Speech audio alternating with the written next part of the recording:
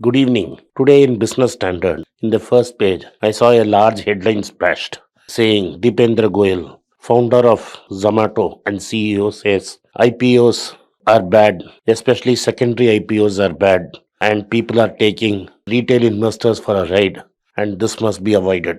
This is a case of pot calling the kettle black because 5% of Zomato's IPO was also offered on sale, where several of the promoters, initial financiers, got away with 20 times the money they put. So the balance stock they have is practically free. Now, he says that there are two different types of IPOs which he has invented. There is a primary IPO and a secondary IPO. In my opinion, if you have taken venture capital, all IPOs are secondary IPOs. What is, according to him, the difference between primary IPO and the secondary IPO? According to him, primary IPO means if the entire money goes into the company and the company uses the money. The secondary IPO, the money largely goes into selling the promoter shares. In this case, there were two, three companies which have recently come, which have put most of their money for offer for sale. One is Star Health, which had a very tepid response yesterday, and the other is mapmyindia.com, which will list on 21 with a bumper gain. Because in mapmyindia.com, Qualcomm and other investors are exiting. And so some of the promoters' stake is also going out. The twisted logic of the Zomato founder is that promoters should not cash out. Should I remind Mr.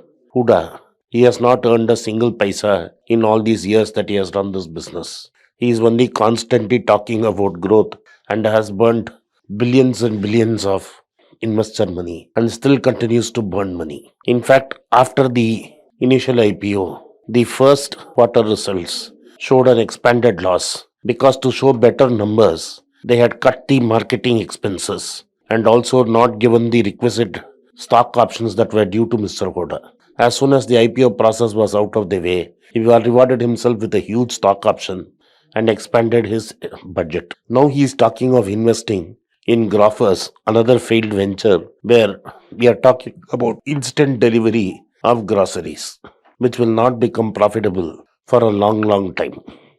Using this IPO as a yardstick, his chief competitor Swiggy raised money at a valuation of $10.5 billion, using this as a yardstick.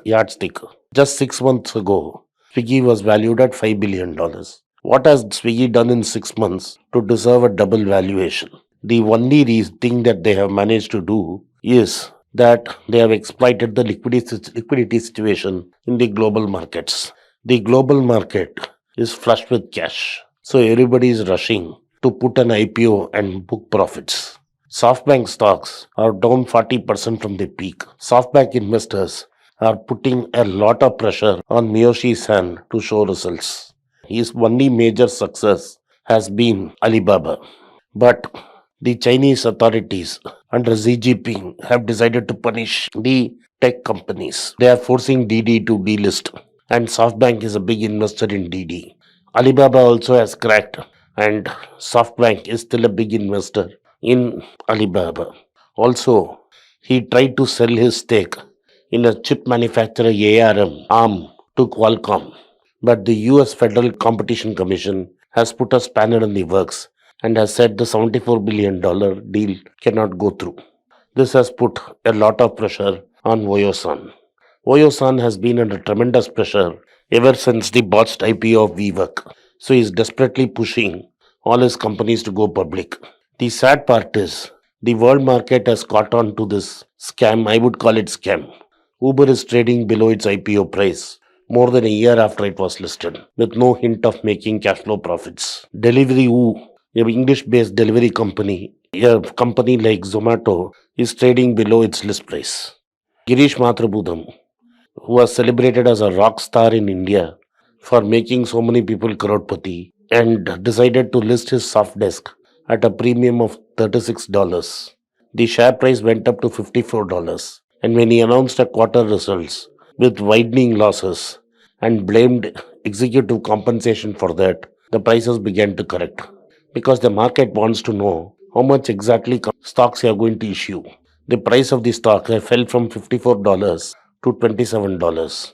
all the IPO investors are licking their wounds. In India, it is the retail investors who are lapping up all these huge gains. In fact, after the 30-day notice period, some of the anchor investors in Zomato have vacated. In chasing imaginary gains, it is the retail investor who's keeping the price of Zomato at 140. But this cannot go on for long. Rather than later, inflation will catch up in America. Inflation was at a record 6.8% in America, which was announced after market hours on Friday. This is a 40-year high in American history. This is the beginning period of the Reagan administration. We are going back to 1980-82. So Mr. Powell has no option but to advance the tightening the taper by the end of March itself, which he will announce when he meets in December. And there is also the markets are factored in two price rises, two interest rates rises by the end of next year. This means when gravitational force increases, objects have to come down. The gravitational force which will pull down stock prices is the US interest rates because money is fungible and American money is flowing all around the world. And once that happens, all these high flying stocks will come down to earth. Thank you for being patient and watching Be Rich. Thank you. Good night. It's a great privilege and honor that so many of you in thousands have subscribed to my channel and have supported me. I have written 2 books in English, The Alchemy of Money and Ordinary Stocks, Extraordinary Profits. These books are published by us and are ready. If you want to procure a copy, send us a message to the WhatsApp number given below and my team would respond to you. If you want an Amazon Kindle copy, you can click the link below. Finally, those who wish to consult with me can send a mail to berichenglish@gmail.com. Once again, I thank you for your support. If you like this video, press the subscribe button of my channel, hit the like button and turn on the bell notification. नमस्कार, मेरा नाम आनंद श्रीनिवासन है और मैं एक personal finance consultant हूँ। मैं 2 YouTube channel चलाता हूँ पर्सनल फाइनेंस के बारे में। एक मनी पेज तमिल में है। मेरे बहुत से दोस्त बोले कि मैं हिंदी में एक चैनल शुरू करूं, तो मैंने एक पैसा बोलता है नाम का एक हिंदी चैनल शुरू किया है। मैं पर्सनल निवेश के बारे में ही बात करूंगा। आप उसको सब्सक्राइब करें, अपने दोस्तों को शेयर करें। अगर आप हिंदी नहीं जानते हैं तो पैसा करें। जो आपके दोस्त हिंदी जानते हैं उनको सब्सक्राइब करने के लिए आग्रह करें। धन्यवाद। नमस्कार।